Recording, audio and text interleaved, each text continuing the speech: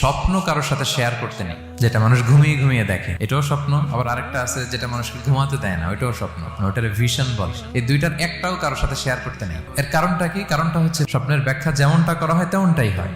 আপনি একটা স্বপ্ন দেখলেন, একজনকে একটা বললেন, সে হুট করে একটা ব্যাখ্যা দিয়ে দিল, ওইটাই হয়ে যাবে। এটা আপনার জন্য ভয়ঙ্কর হয়ে যেতে পারে। এক লোক এসে মোহাম্মদ ইবনে সিরিনকে বলল যে আমি দেখলাম আমার ছেলে পানি খেতে খেতে পেটটা এত বড় হয়ে গেছে।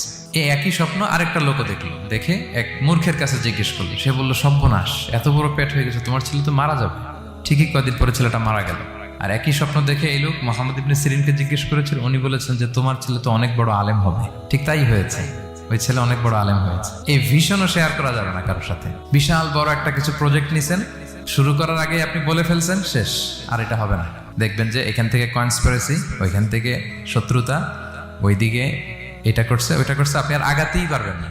সো স্পেশালি যদি কোনো ভালো স্বপ্ন দেখেন, এট দ্য সেম টাইম খারাপ স্বপ্ন যদি দেখেন, এটা আপনি শেয়ার করবেন না কারোর সাথে। কারণ স্বপ্ন এটা কেবলমাত্র মন মস্তিষ্ক প্রসূত কোনো বিষয় না।